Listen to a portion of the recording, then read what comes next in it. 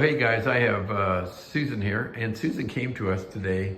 You have neuropathy, you were told, and also you have back symptoms, right? Correct. Never had back pain, or never had back surgery, I should say. Right. Right? Mm-hmm. But came in here looking for some other solutions, possibly. And you would say that you have symptoms coming from your back, going down your thigh, correct? And down from your knee, down in that area, yes, correct? Okay, correct. Very good. So pretty much it's continuous from back into the hip, down below the knee, into this area, correct? Okay. So one thing that we do here at Anderson Podiatry Center, and if you've been following us for long, you know that I do a lot of peripheral nerve surgery. I do surgeries to reverse restless legs and neuropathy. But one of the nerve tunnels here that I would probably call it my favorite nerve tunnel because it has a lot of utility. There's lots of things that we can help people with the common perineal nerve. And so we examined her today. And this area of your leg right here, there's a little Band-Aid here, is an area called the common perineal nerve. And so what we're going to demonstrate is I did an injection here. Correct. And she had very severe symptoms above the knee and even down. Yes. And we did a half cc of some local anesthetic right there, right above the nerve tunnel. It's called the common perineal nerve tunnel. The common perineal nerve is pretty much the nerve that affects everything on the top of your foot. And you can look over here on the ultrasound, and right here is the nerve. It's right about in there. And we put some local anesthetic underneath the skin, but right above that nerve. And I'm just gonna let you talk now. What did that do? What weren't you able to do, and now what can you do? And kind of maybe show people what you're able to do now. At first, it was just shaky, and I wasn't sure what was going on with my leg. It felt Right. kind of weak and shaky. And so I gave it a few more minutes, and then when I did lay down, I didn't have any more pain radiating up back here in L4, L5, and S1 where I've had pain before. And usually I have to roll before I can get off, a bed or something. And I was just able to get up without any pain. I could just get up and go. Yeah, and then you could normally do that. Yeah, and I couldn't do that before. And maybe lay down too and show folks, laying down before.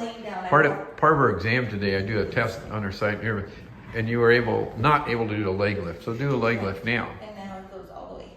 And no pain here before. No pain there now? Right.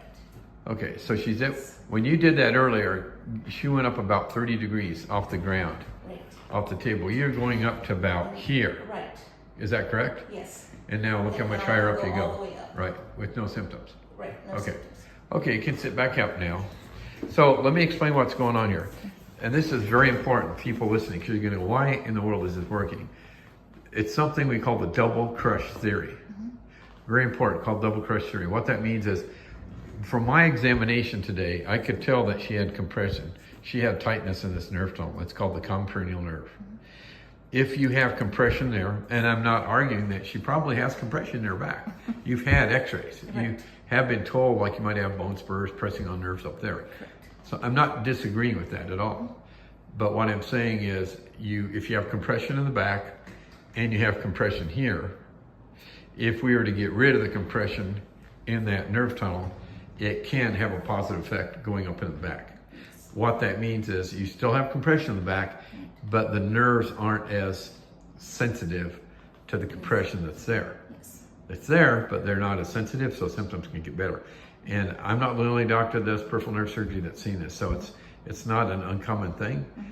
We oftentimes open that nerve tunnel for helping restless legs, neuropathy, but I really want people to understand that we can help people oftentimes from the knee up, not just because this can help from the knee down for sure, but it can oftentimes help from the knee up. So again, folks, don't forget double crush theory, and it has to do with your common perineal nerve, because there's lots of you out there that don't know that. In fact, some people, we do this injection, it helps them.